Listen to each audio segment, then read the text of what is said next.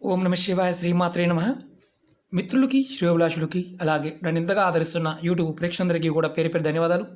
మిత్రులరా, మీ అందరికీ కూడా ఆ పరాదేవత ఎల్లవెల్లలా మీతో ఉండి మీ మనోవాంఛ నెరవేర్చాలని మనస్ఫూర్తిగా కోరుకుంటున్నాను. ఈరోజు మనం ఒక తేలికైన అద్భుతమైన ఉపాయం తెలుసుకుందాం.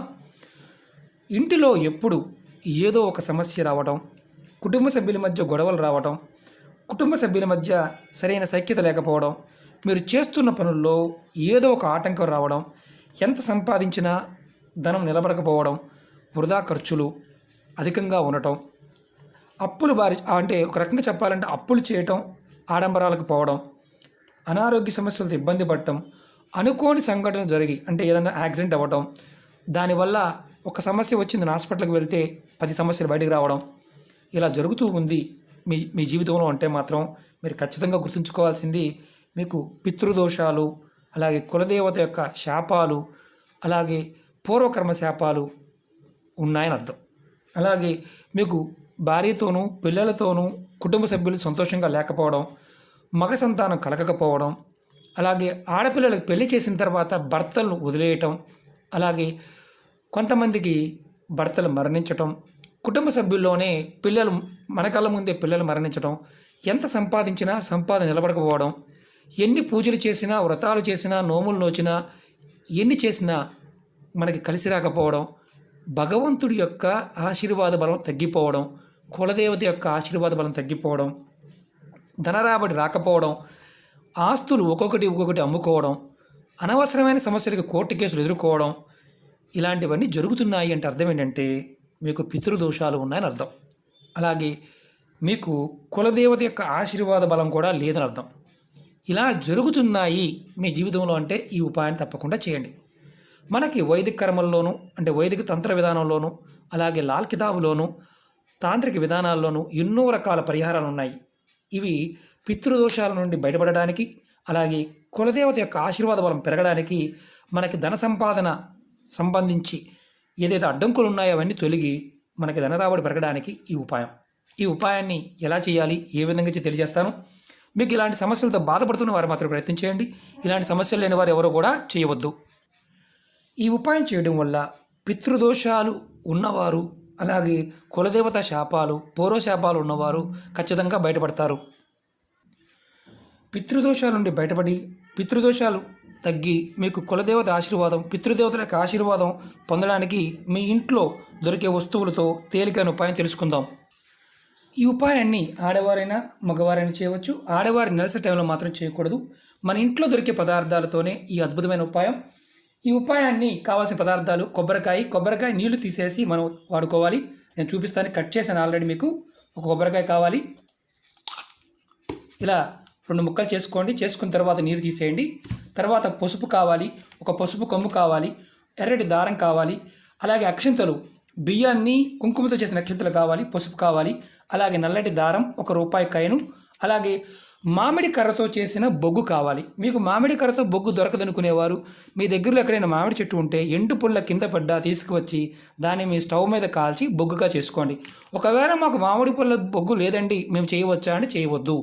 మామిడి కర్రతో చేసిన బొగ్గు మాత్రమే ఈ ఉపాయానికి కావాలి. ఈ ఉపాయాన్ని మీరు గుర్తుంచుకోవాల్సింది ఏంటంటే ఉదయం నుంచి మధ్యాహ్నం 12 లోపు మాత్రమే చేయాలి. ఇది ఏ రోజునైనా చేయవచ్చు. ఇది ఆడవారం చేయవచ్చు. చాలామంది భయపడుతూ ఉంటారు. ఇది లాల్ కితాబ్ ఉపాయం కాబట్టి భయం లేకుండా నిర్భయంగా చేయండి. మీరు భయం ఉన్నవారు పొరపాటును మాత్రం ప్రయత్నం చేయమాకండి. అలాగే మీకు ఈ ఉపాయం నచ్చినట్లయితే లైక్ చేయండి, నా ఛానల్ సబ్స్క్రైబ్ చేసుకోండి, పక్కనే ఉన్న గంట సింబల్ని యాక్టివేట్ చేసుకోండి, 10 మంది మిత్రులకి షేర్ చేయండి. చాలామంది సభ్యులు అంటే మన ఛానల్ చూసేవారు రెగ్యులర్గా అడుగుతున్నది ఏంటంటే, గురువుగారు మాకు పాత వీడియోలు కనిపించడం లేదు, ఎక్కడ ఉంటాయని అడుగుతున్నారు. మీరు నా వీడియోస్లోకి వెళ్ళవచ్చు. మీకు వీడియోస్లోకి వెళ్ళడం చేత కాకపోతే ప్లేలిస్ట్ ఉంటుంది, ప్లేలిస్ట్లోకి వెళ్ళండి. అనేక రకాల సమస్యల మీద వీడియోలు చేయడం జరిగింది. మీరు ఏది ఆచరించగలిగితే అది ప్రయత్నం చేయండి. ఈ ఉపాయాన్ని ఎలా చేయాలి చెప్తాను మీకు. స్కిప్ చేయకుండా పూర్తిగా చూడండి. ఈ ఉపాయాన్ని మధ్యాహ్నం 12 లోపు చేయాలి. ఏ రోజునైనా చేయవచ్చు, ఆడవారైనా మగవారైనా చేయవచ్చు. ముందు కొబ్బరికాయ తీసుకొని కొబ్బరికాయ 2గా కొట్టి దానిలో ఉన్న నీరు తీసేయండి. తర్వాత ఒక చెప్ప తీసుకోండి. ఇలా మీరు తీసుకొని దీనిలో ముందు పసుపు ఈ చెప్పకు మొత్తం రాయండి. ఒక పక్కన ఇలా పసుపు రాయండి. పసుపు రాసిన తర్వాత ఒక చిప్పలోనే, అది కూడా రెండో చిప్ప మనం పక్కన పెట్టాం, ఒక చిప్పలో నీళ్ళు తీసిన తర్వాత దాని లోపల ఇప్పుడు ఈ చిప్ప పసుపు రాసాం, రెండో చిప్ప తీసుకోండి. దీనిలో మీరు ఏం చేస్తారంటే కొంచెం ముందుగా అక్షింతలు, మనం కుంకుమతో తయారు చేసుకున్న అక్షింతలు దీంట్లో వేయండి. చూడండి, ఇలా వేయండి. వేసిన తర్వాత దీనిలో ₹1 బిళ్ళ పెట్టండి. ఇలా ₹1 బిళ్ళ పెట్టిన తర్వాత మీరు మళ్ళీ దీనిలో పసుపు కొమ్ము వేయండి. ఇలా పసుపు కొమ్ము వేయండి, ఒక కొమ్ము. తర్వాత దీనిలో బొగ్గు, ఈ బొగ్గు ఉంది కదా, ఈ బొగ్గును మనం ఏం చేయాలంటే ఈ బొగ్గు అంటే చిన్నదైనా పెద్దదైనా కానీ గుర్తుంచుకోండి, చిన్నదైనా పర్వాలేదు, ఇంత పెద్దది అవసరం లేదు, చిన్నదైనా పర్వాలేదు. దీనికి మనం జాగ్రత్తగా ఈ చిప్పును పక్కన పెట్టుకోండి. నల్ల దారం తీసుకోండి, ఇలాంటి దారమైనా, మల్ల దారమైనా, మామూలు దారమైనా. దీనికి 7 చుట్టు చుట్టండి. 1 2 3 4 5 6 7. మీకు అనుమానం ఉండొచ్చు, కుడి చేతి చుట్టాలా ఎడం చేతి చుట్టాలా, ఏ చేతితో చుట్టినా ఇబ్బంది లేదు. ఇలా చుట్టిన తర్వాత ఈ బొగ్గు ముక్కని చుట్టి ముడివేయండి.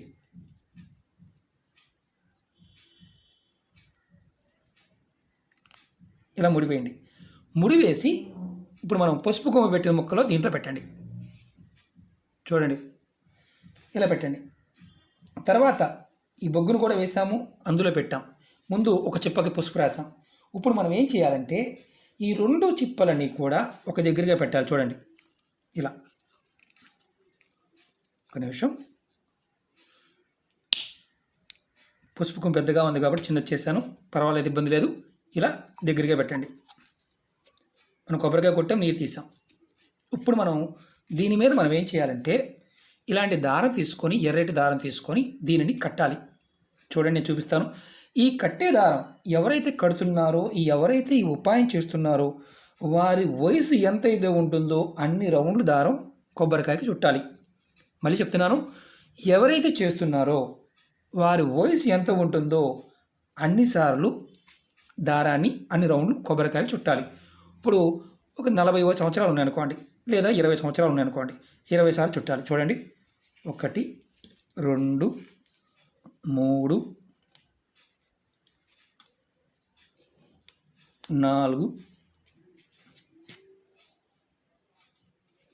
5 6 7 ఇలా రౌండ్గా చుట్టాలి.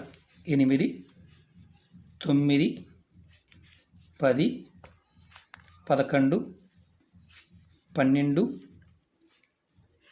14 15 16 17 18 19 20 ఇలా చుట్టి చూడండి, ఈ దారాన్ని కట్ చేయండి. కట్ చేసి ముందు మనం ఎక్కడైతే పెట్టాం కదా దానికి ఇలా రౌండ్గా చుట్టండి. ఇప్పుడు మనం కొబ్బరికాయని చుట్టాం. ఇప్పుడు ఏం చేయాలి? ఇలా చుట్టిన తర్వాత ఈ కొబ్బరికాయని మీరు పగలు ఉదయం 6 నుంచి మధ్యాహ్నం 6 లోపు చుట్టాలి.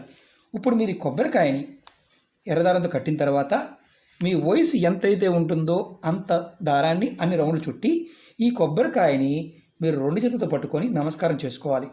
చేసుకొని ఇది మీ దేవుడి గదిలో ఎక్కడైనా పెట్టి ఉంచండి పగలు. తర్వాత సాయంత్రం మీరు గుర్తుంచుకోవాల్సింది ఏంటంటే మీ దేవతా మందిరంలో మీరు ఎక్కడైతే పూజ చేస్తారో అక్కడ పెట్టి ఉంచాలి.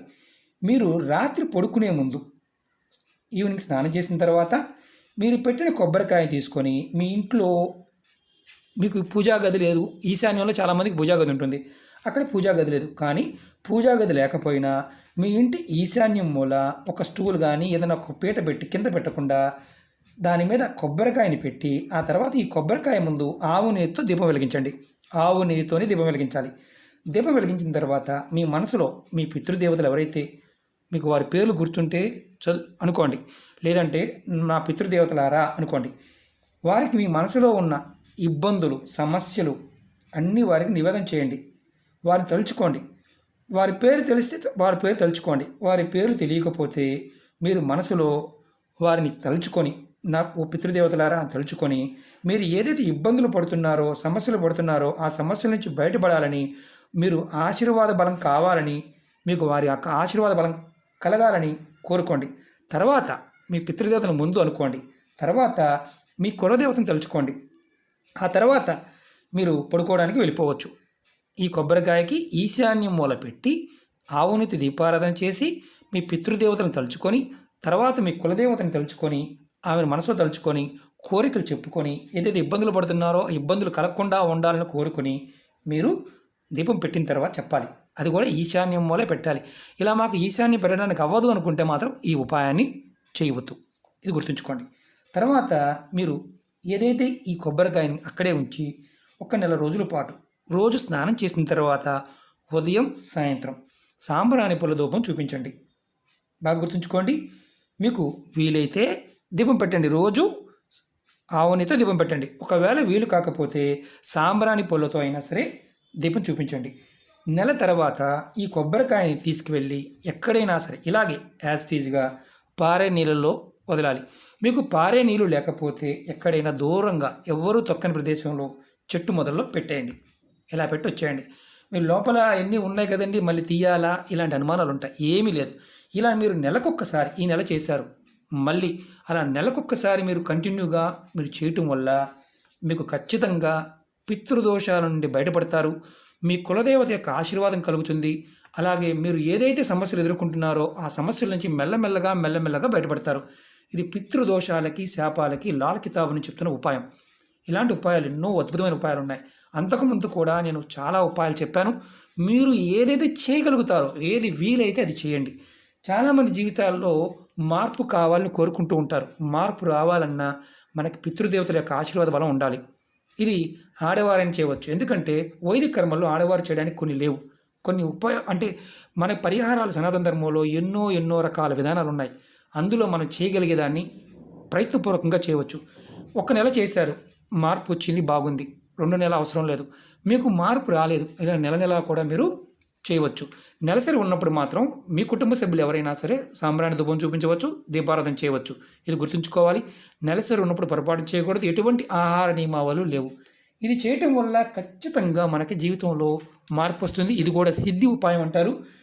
ఈ చిన్న ఉపాయం చేయటం వల్ల పితృదేవతల నుండి వచ్చే సమస్యల నుంచి బయటపడతాం. కులదేవత యొక్క ఆశీర్వాదం లభిస్తుంది.